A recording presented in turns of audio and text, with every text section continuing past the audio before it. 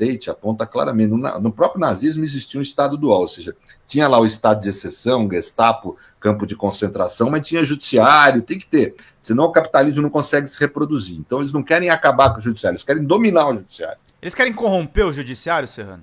Corromper no sentido amplo da palavra, querem dominar o judiciário, né? Então, por exemplo, em alguns países, você pega que eles dominaram, eles aposentaram os ministros supremos e botaram outros, né? E outros prenderam, tem país que prendeu mais de 2.000 juízes, né? E foram daí substituídos por militantes deles, né? Veja, aqui no Brasil já há essa tentativa que as pessoas não sabem.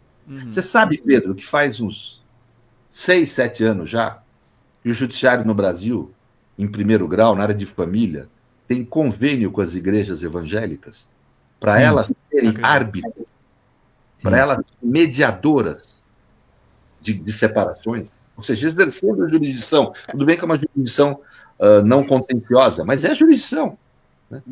Atuando, falando, e o sujeito, para fazer uma separação, às vezes pega um cara desse aí, tem que ficar ouvindo Bíblia.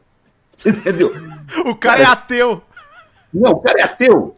O cara é muçulmano, o cara é judeu, entendeu? E daí? O que ficar ouvindo peroração cristã? Né? Então, ou mesmo que seja cristão, pô, tá numa situação ultra doída que é a separação, para ficar ouvindo um fulano que tem 2 neurônios e você te dizendo o que você deve fazer da sua vida, pelo amor de Deus, o que é isso? Né?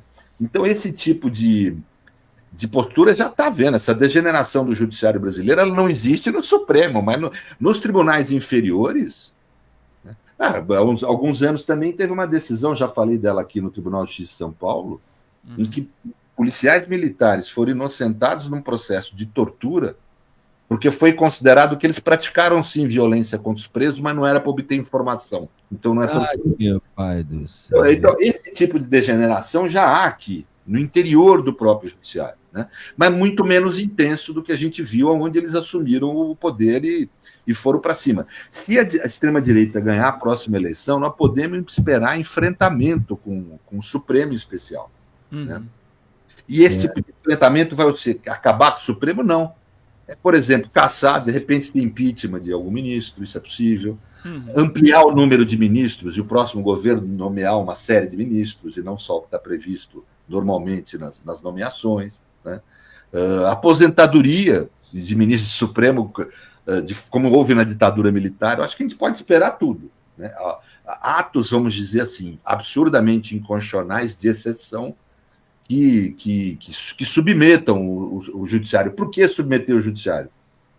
Porque é o judiciário quem defende os direitos.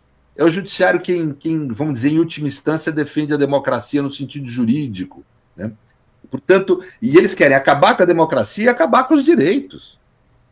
O grande alvo dessa gente não é o Estado como aparelho. Isso é a mimimi. Somos contra o Estado. Né?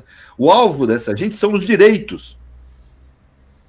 Né? Que o jeito fácil de você atacar os direitos é botar aqui aquela camisetinha de rock, ou sei lá o que diabo, né? Aquele jeitinho da professora que os conservadores têm hoje em dia, e ficar falando contra tributo, contra o Estado. Eles são contra os direitos, não é contra o Estado.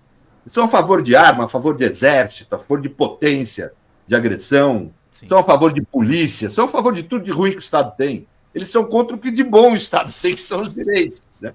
Então é isso que essa gente quer atacar, e o judiciário é um obstáculo para isso. Por que conservador o judiciário seja, ele é um obstáculo para isso. E esse obstáculo tem que ser removido. Doutor, dia 24, terça-feira que vem, estão agendadas 2 acariações, a acariação do Freire Gomes com o Anderson Torres e do Braga Neto com o Mauro Cid. Essa situação que leva a uma acariação, como é que o senhor vê isso no campo jurídico e o que isso pode trazer de novo? A acariação pode desconstruir a delação, pode dar um outro rumo nas investigações? A acariação é instrumento de prova, de verificação e de defesa. Né? Pode sim desconstruir. O sujeito chega lá e demonstra que é inconsistente o que ele falou. Né? Mas normalmente não é isso, viu? É um tipo de procedimento natural de haver em juízo, você contrasta os depoimentos contraditórios que estão postos, né? é algo natural de haver investigações, inquéritos, em juízo, etc. Em geral, não vira nada, assim, para ser franco, não, isso aí não vai virar muita coisa. Mas vamos aguardar, né? De repente tem alguma surpresa. Não vira nada, mas... Bom, a cariação não vai ser transmitida, né? Não vai ser ao vivo a cariação. Espero que não, né? Eles estão, graças a Deus, estão contendo um pouco essa coisa da transmissão, né? Eu espero que não. Não devia nada ser transmitido. O processo crime não é para ser transmitido em televisão. O que tem que ser transmitido em TV, foi uma boa ideia brasileira, são as ações de inconstitucionalidade, onde você vai discutir temas que são de interesse da sociedade como um todo, né?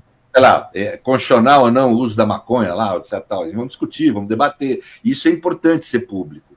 Agora, processo crime, que você está acusando um ser humano, isso era para ser sigiloso, porque a tendência é haver o linchamento. Você vê uma viatura na frente da casa do teu vizinho, quando você passa em frente, você não pensa o que o Estado está fazendo aí incomodando esse cidadão. Você pensa o que esse sujeito fez, né, de errado. Né? Sim. A gente tem essa mentalidade. Então, é natural que a sociedade tenha essa mentalidade. Né? Então, a sabedoria e mais de 7 séculos de história dos direitos sempre levaram julgamentos penais a serem sigilosos. Você pode ver até em filme americano, né? Não tira nem foto do réu que está depondo, as pessoas fazem desenho. Né? E é mais ou menos esse sentido.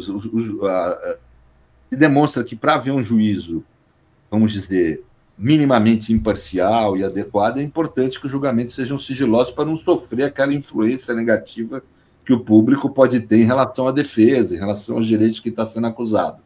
Então, eu acho ótimo não transmitir, não tem que transmitir. Mas como investigação, eu sempre falei aqui que a investigação tinha de ser sigilosa. Né? Pra gente ver no final, né, professor? Ver no final. Uma fica ansiosa, né? Eu lembro todo mundo aqui, não vão punir os líderes, só vão punir os bagrinhos, a nossa própria turma entrou nessa. Eu falei, não, calma, as coisas são... Uma investigação civilizada, tecnicamente eficiente, ela é sigilosa. Né? E lá no final mostra depois que investigar, né? Viário, deixa eu só... Posso fazer uma pergunta pro Serrano? Claro, E pedir muito pra nossa comunidade, gente. Eu tô finalizando aqui um corte. Vamos todo mundo contribuir aqui com superchats, com perguntas. É importante que a gente siga aqui fazendo bem o nosso trabalho.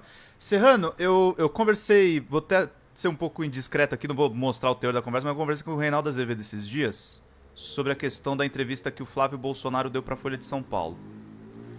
E é muito grave ali o que é dito, né? Ele fala abertamente a respeito de uma aliança de um ungido do Bolsonaro pra fazer uma reação que, assim,